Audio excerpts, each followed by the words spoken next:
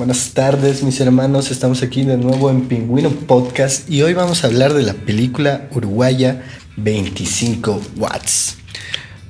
Pues sí, vamos a rememorar un poco cómo esta película ha roto los paradigmas del cine latinoamericano por su construcción de guión y cómo se desenvuelven sus personajes. Una película de lo más sencilla, ¿verdad? De tres amigos en un sábado común y cualquiera. Como decían los directores, tres amigos en un sábado aburrido, esperando a que llegue el domingo. Sí, un día a día. Podríamos compararlo con cualquier rutina diaria, cómo las personas, los jóvenes están en las calles y se desenvuelven con sus amigos, con sus parejas, en la familia. Sí, bueno, la película nos transporta a nuestros tres protagonistas, podríamos decirlo, que son Javi, Leche y el Marmota Chico. Bueno, vamos a hablar un poco de la historia de estos personajes. ¿Cuál es la historia, digamos? Pues, como ya hemos mencionado, es un día a día y cada uno tiene un objetivo. El Leche es obsesionado o intentando tener una relación con su profesora. Maestra de italiano. Sí, con su maestra de italiano. El Javi tratando de superar una reciente ruptura amorosa. Sí, y el Marmota, que es más pasivo, que simplemente se guía por cualquier motivación o a donde cualquiera de sus amigos lo lleve. No tiene objetivos muy definidos. El prefijos. Marmota no tiene un objetivo así, a pesar de que los otros dos tampoco es que como que tengan un gran objetivo y trabajen en eso, porque igual son personajes pasivos. El Marmota es como que lo único que quiere es ver porno en la peli. Sí, ahí le empiezan a pasar todas las cosas que le pasan.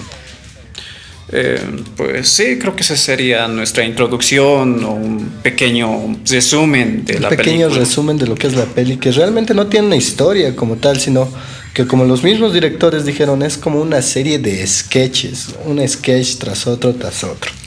Y bueno, teniendo en cuenta un poco esto del triángulo narrativo que nos proponen aquí, ¿en qué parte de este triángulo crees que 25 Watts se situaría? Yo lo ubicaría más hacia el minimalismo, porque su estructura general de toda esta película o en su guión se podría decir que no cuenta mucho, son objetivos simples, deseos simples, sus personajes realmente son algo pasivos y simplemente se vuelven por pequeñas motivaciones, pero a la vez en el final se va justo como ha comenzado, acaba. Entonces podría quedar en la categoría de no trama. Una mini trama una no trama con unos toques de mini trama, ¿verdad? Sí.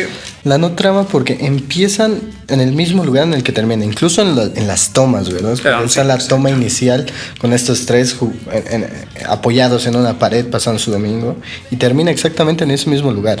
Digamos, los conflictos. ¿Cuáles serían los conflictos que tuvieran nuestros personajes? Digamos, estos tres amigos, digamos, Leche lo que quiere realmente es como enamorar a su profesora, ¿verdad?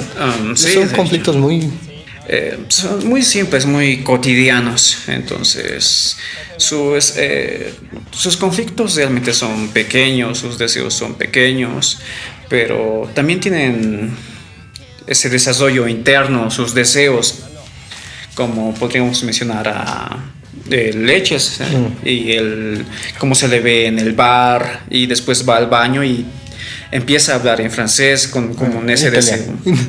Empieza a hablar en italiano imaginándose que está hablando con su profesora, ¿verdad? Sí, italiano. Bueno, este conflicto igual, Javi tampoco tiene un gran conflicto, tiene problemas con no sé si será su novia, su exnovia. Sí.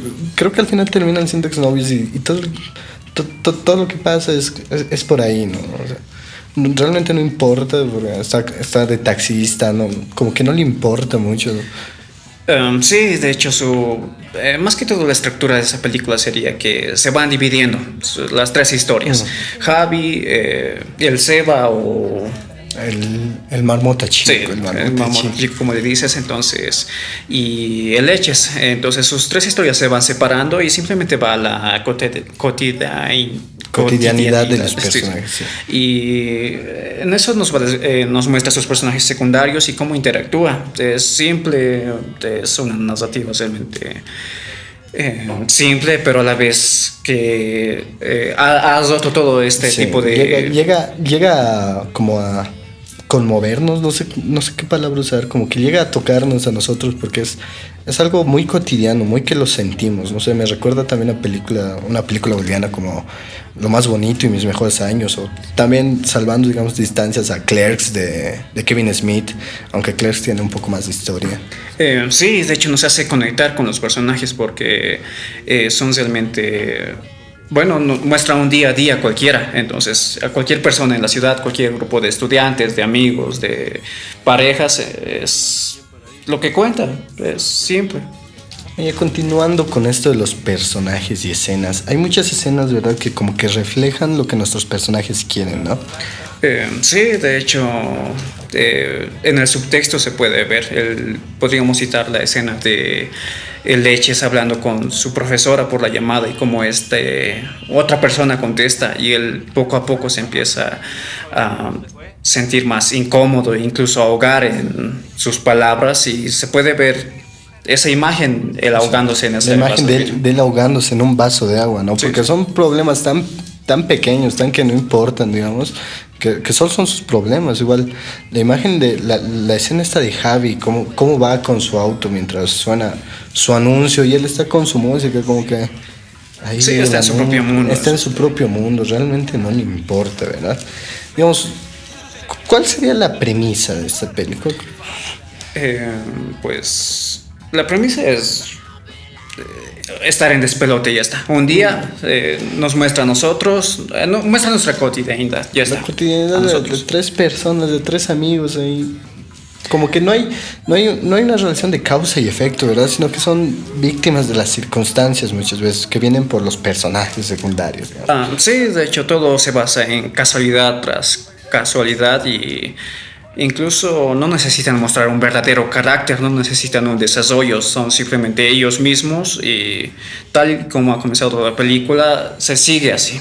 Podríamos también mencionar que esta película y su guión, el cómo ha influenciado en su construcción, en la construcción de las narrativas latinoamericanas. Que sus personajes episódicos son realmente ahí en un episodio comienza acaba y no tiene un clima formado, son realmente nulos, sus giros de personajes son igual realmente simples, podría decir. Sí, justamente los directores mismos decían que era como una conjunción de sketch, ¿no? Un sketch tras otro tratando de buscar de hacer reír a la gente, ¿no? Y igual creo que lo lograron en muchas ocasiones, en muchas de sus proyecciones la gente entendía sus chistes, la gente se reía, pero sí, no hay como un clímax así en donde nuestras tres historias se junten, realmente no, cada quien tiene su clímax. Javi tiene su clímax cuando le quitan, lo golpean porque no hace bien su trabajo, Leche ahí con su problema con la profesora y el marmota chico vale verga, digamos. Sí, por su lado. Y pues sí, como has dicho, se ríen también. Entonces esto podría decirse, o esta película es de un género, una comedia dramática podría ser. Una comedia dramática muy minimalista, ¿no? En todo lo que presenta. Ya, hablando de personajes secundarios que son los que como que son lo mejor de la película, ¿cuál crees que sería tu personaje secundario favorito? Pues dentro de estos, no, yo no dejaría ninguno atrás, pero creo que Simón sería mi favorito por esa conversación que tiene, que simplemente es las voces que oye en su cabeza. No aporta nada a la historia, pero a la vez esa pequeña historia te centra mucho, te hace que tu atención se centre en ella. Yo creo que mi personaje favorito, sin lugar a dudas, es el Rulo. Viene y, Marmota chico, ¿cómo estás, Marmota chico? Eres el hermano del Marmota, eres mi amigo. Ese personaje. Creo que más bien porque conozco gente que más o menos le dice así a los hermanos pequeños de los que conocen, así con el apodo de su hermano, el chiquito. Yeah. Creo que esta película, vamos a ver un poco, digamos, su producción fue muy como que decían, ¿no? al buscar financiamiento querían tener, creo que $100,000 para hacer la peli. Y consiguieron 15,000 de financiamiento. Y como que estaban un poco decepcionados de no haber conseguido más dinero. Y uno de los directores le decía, oye, nunca hemos tenido tanto dinero, vamos a hacer la maldita peli, digamos, ¿no? Sí.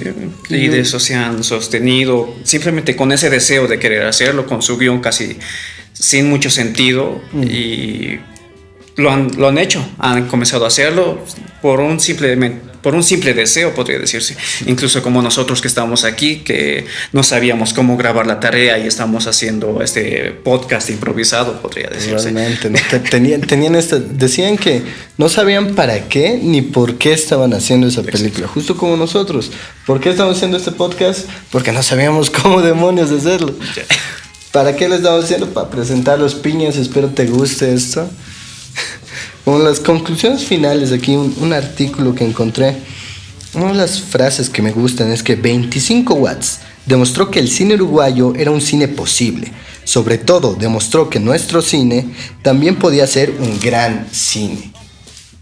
Magnífica frase. Sí, creo que bueno, eso ya es todo. Bueno, gracias. Gracias a todos por vernos. Recuerden, la siguiente semana en Pingüino Podcast tendremos a Alfred Hitchcock.